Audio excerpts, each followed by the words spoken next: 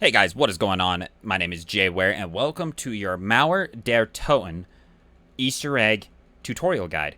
In this video, I'll be going over all the steps that you're gonna need in order to complete this Easter egg. No problem, and quick and easy. Hope you guys enjoy. Let's jump right into the first step. Okay, step one is pretty simple. Go ahead and turn on power, activate the Pack-a-Punch, and then build Klaus and grab the Wonder Weapon. Once you have all that done, you're ready for step two. Alright, next step is pretty simple. You need to shoot 3 different things to get the headgear for Klaus. The first area you're going to shoot is this antenna on top of spawn right here. The second thing you're going to shoot is this radio. There's 3 different spawns, so I'm going to go ahead and show you them right quick. The first one is here. The second one is here. And the third one is right here. You're just going to need to go ahead and shoot them pretty simple with your Wonder Weapon. Not all of those 3 radios can have it in the same time, so just go ahead and shoot them until one of them pops out. The third thing you're going to shoot is this little electrical looking box down in the train area. Once you have all of those 3 of those pieces, you're going to run over to Klaus, and looking directly at him, you're going to be given a prompt to go ahead and craft the helmet onto Klaus. So go ahead and do that, and you're ready for the next step. Okay, the second upgrade for Klaus is pretty simple. It can be tricky if you're not prepared, so I would recommend grabbing a couple perks and making sure that you have your Wonder Weapon maybe upgraded to tier 1. If not, you should be okay. You need to go ahead and insert the satellite dish that you get as one of Klaus's pieces into this machine here. It's up near Speed Cola. From there, you just need to call on Klaus, and Klaus needs to get about 50 kills, 50 to 60 kills is what I found, so this may take a round or two, so I found that staying in this room and just kind of training in this area is the best area. Spawns come in fast, he kills fast, plus there's a call-in if he does need to leave. Once you do that, you'll see that this light on the machine goes green. Once it goes green, you'll want to go ahead and command Klaus to go and stand in front of this machine. He will then hop in, which will activate a lockdown. You'll have to defend Klaus for about 60 seconds, and he doesn't have a lot of health, so you want to make sure that you're doing really well. The Wonder Weapon works amazing here. If you have more than just you, it works even better. There's going to be disciples that spawn, a good amount of zombies. Just defend him for 60 seconds. Once that 60 seconds goes up, explosion goes out, eliminates all the zombies around you so that you are safe. Once you have that done, you're ready for the next step. Okay, for the next step, you're going to need Klaus and a variant of your Wonder Weapon. The Wonder Weapon variant that you're going to need is the Blazer. It's basically the variant that just does the long stream of energy. Does not need to be Pack-a-Punch. Just make sure that you have this variant because it's very important for the next step. Without it, you will not be able to progress. These drop from killing enemies, so just go ahead and kill enemies until you find one, and make sure you save some ammo for it for this step. So, you'll go ahead and find Klaus and take him down into the sewers where you killed the second Tempest for Power's fuse. There's a little wall in the back area here where you'll want to go ahead and command Klaus to stand just in front of it like you did with the machine earlier, and he will go ahead and break down that wall, revealing a metal wall behind it. Using the Blazer, you're going to go ahead and just do a continuous stream on this metal wall. It'll heat up, melt the metal away, and reveal a lab inside. Now, this next area is kind of more of just wasting rounds. You only need to go 1 or 2 rounds, because if you get in here, you'll see that there's 2 orange shields around some machines inside of here. These shields will wear off after about 1 to 2 rounds. It kind of just depends on what round you're at. So just go ahead and go until these shields remove. Once they remove, you're ready for the next step. Okay, the next step is a little tricky, especially if you're doing this solo. If you're playing with at least a duo, this one is really easy, really fast. The duo will just hold a zombie elsewhere away from where one of you guys will do this while one person does it. If you're doing it solo, you may risk running a couple of rounds up, but it shouldn't be too hard. Simply, you're going to go ahead and pick up these 3 canisters from one of the machines in the laboratory. Also, there's a little, where the second shield was, there's a little machine here. You're going to go ahead and shoot that with your Wonder Weapon. It will open up and reveal a one of those little canisters that you used in Firebase Z. What you'll do is you'll grab one of those canisters, the 3 canisters that come from that, and go out and look for 3 machines around the map. These little machines, I'll go ahead and show what they look like here on screen right now. They do have multiple spawn locations. I don't have them all, but I know the general locations of where they can spawn, so I'll go ahead and show you, tell you and show you where you can find these, and then it'll just be up to you to go ahead and locate these. So the first location is anywhere near in the sewers. Mine was right outside the laboratory. I found it over by the train tracks as well, but again, just search the sewers area. You should be able to find it. Pretty easy to spot. They do kind of glow green. The second location is over near the Berlin Streets, the grocery store area, Juggernog, and over where the rappel is that leads you up to the Kroger building. The third and final location is, I've always had it spawn right underneath Quick Revive, so that's just on top of one of the roofs across from spawn. So just go up there, kind of search around there, and you should be able to find it. Now, once you've found all 3 of your soul box locations, you're going to go ahead and place a canister, one of the 3 canisters that you got from the machine down in the laboratory, into each one of these boxes. Once it's in and finished doing its little animation, you're going to go ahead and throw the soul trapper, or the soul catcher is what I call them, down on the ground. Once it's on the ground, it's going to go ahead and open and activate on its own, which will summon 3 Tempests near your position. This area is pretty simple. All you need to do is kill those 3 Tempests. They don't, as far as I know, they don't have to be any specific distance from the soul box itself. Just kill the 3 Tempests. Those souls will be sucked up, and you'll know that it's full because the soul box will turn a purple once it's full. Now, when I've played this solo and duo, I've only needed 3 Tempest souls, but I have seen gameplay of like 3 and 4 player needing about 6 souls. So do keep that in mind with how many people you're playing. So just make sure that you're grabbing enough traps so that you can fill these up as fast as possible. So with that, you're going to go ahead and fill all 3 of those soul boxes up.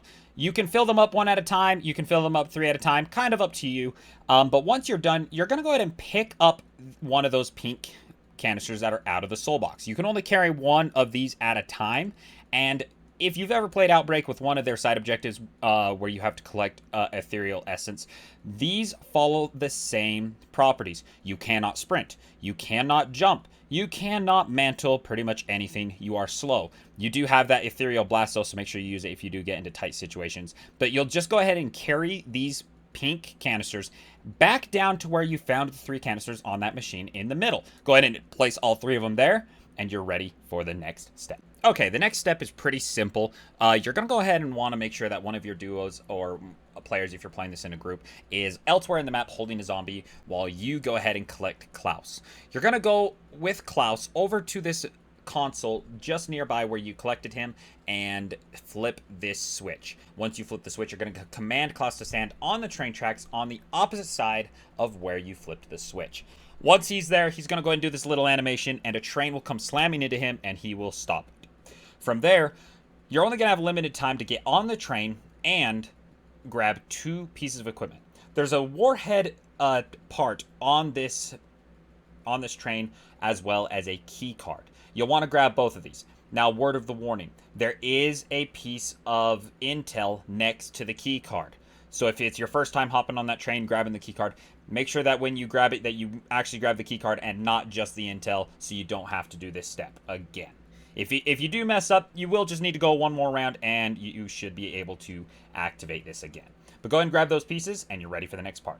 Okay, this next part is very dangerous and can actually end your game if you are not careful. So make sure that you take the time to pause your game right now, watch a little bit into this recording so that you don't put yourself in a bad situation.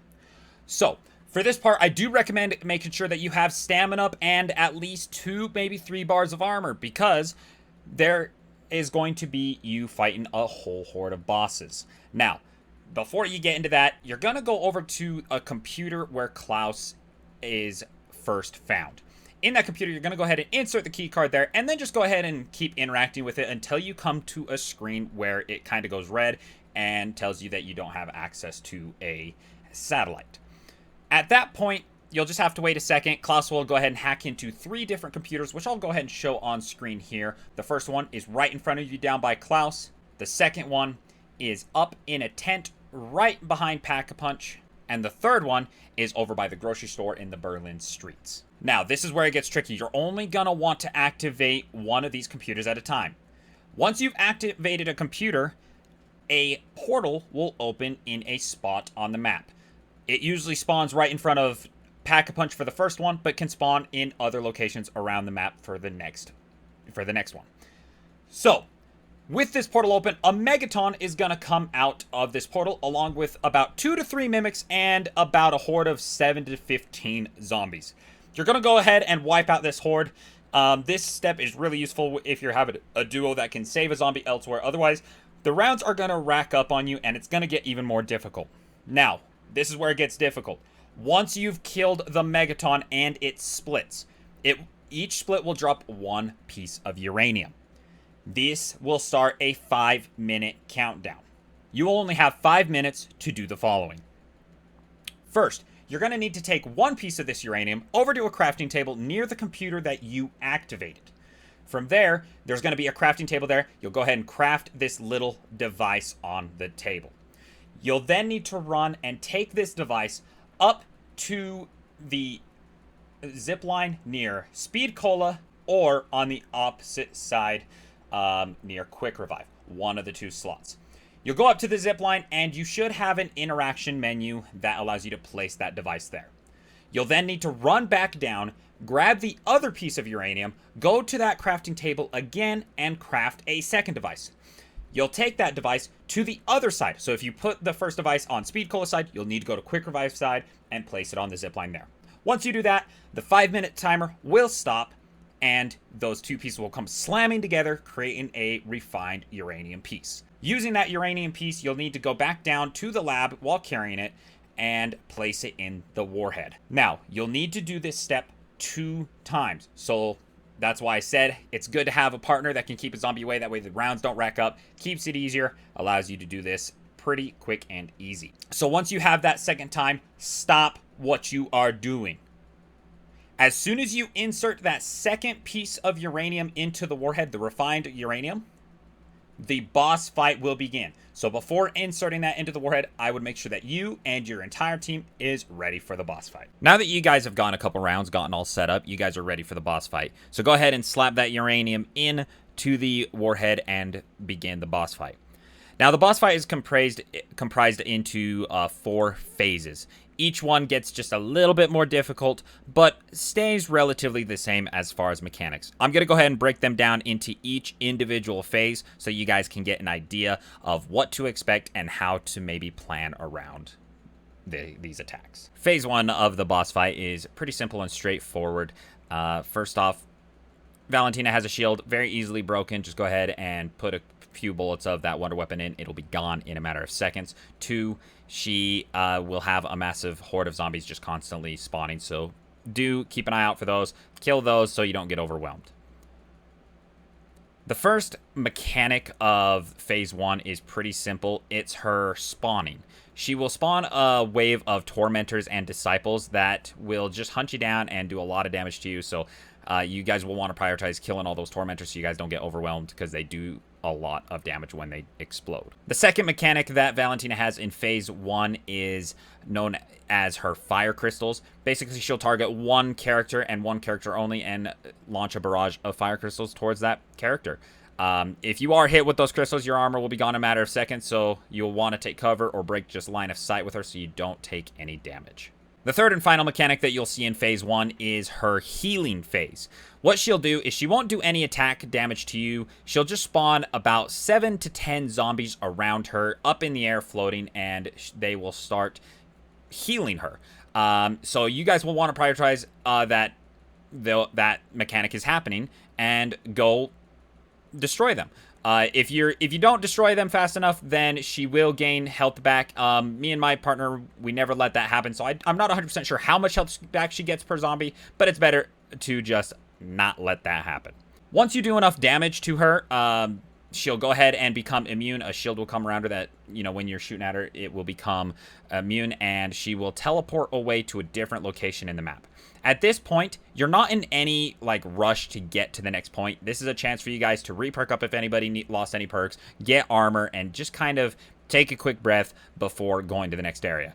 If you do take too long, however, she will teleport you into the area, but, you know, it's still a good long while, so you still, I would just recommend getting re-armored up and then get into that area and get going as soon as possible. Phase 2 of the boss fight represents a lot of Phase 1, just adding a 4th mechanic into it, so it's pretty straightforward. Again, same shield, same Tormentor attack, same fire crystals, and the same healing ability. However, the 4th mechanic is a wipe mechanic. For those guys that are new to zombies, a wipe mechanic means if you get hit by that, it goes through all of your armor and all of your health in one hit. There is no avoiding it if you are hit with this. Now, there is a way to avoid this wipe. It's pretty simple. You just got to break line of sight. So what that means is make sure that there is something completely between you and the boss. There cannot be even a pinky toe showing, otherwise you will be downed. My partner and I, we experienced that a couple times. I never went down, but he never found cover a couple times and was able to get knocked even though he felt like he was covered. So make sure you guys are calling out. You can make sure that you know that she is doing this attack. She will start kind of like sucking in these blue lines, and kind of this electrical atmosphere will start to rain down. At that point, you'll have about 5 seconds to hide. So make sure you guys call it out and get to cover. After you do enough damage to her in Phase 2, again, she'll become immune and teleport out. Same thing applies to the end of Phase 1. This will give you a chance to go re-perk up, re-armor up, you know, whatever you guys need, and then get to the next area to go into Phase 3. Phase 3 of the boss fight is just the same as Phase 2, just in a different location. Same 4 mechanics, same just kind of callouts that you need to make, so pretty straightforward. The only difference is that this area does come with a radio that you can call Klaus in. So this is a really good thing to keep in mind, that you guys can utilize. Me and my partner utilize this very well. Klaus came in, did a lot of damage to the zombies around us, and in case that any of your teammates do go down, he will revive you, so that does take a bit of stress off of your back.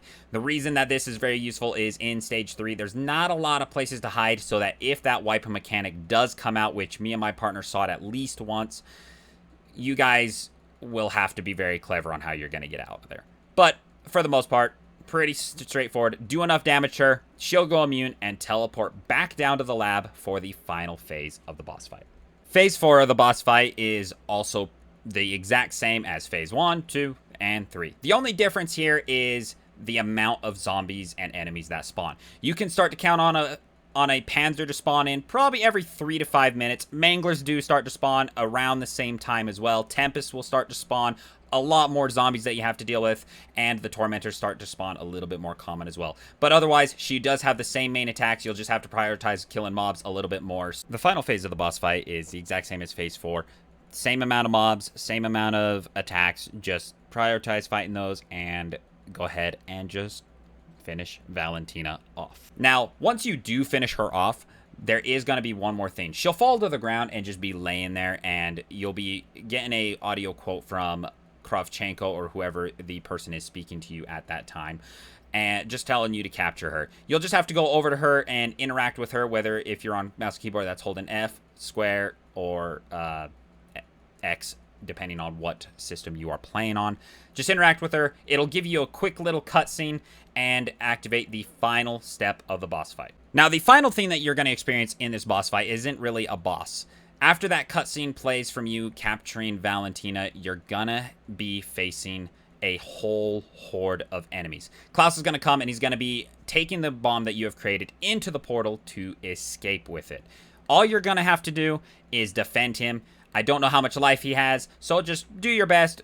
Just spray out all your ammo that you have. Mimics, everything like that will spawn, so just go ham. He gets to the portal, you'll complete the Easter egg and get that final cutscene. There you have it, ladies and gentlemen.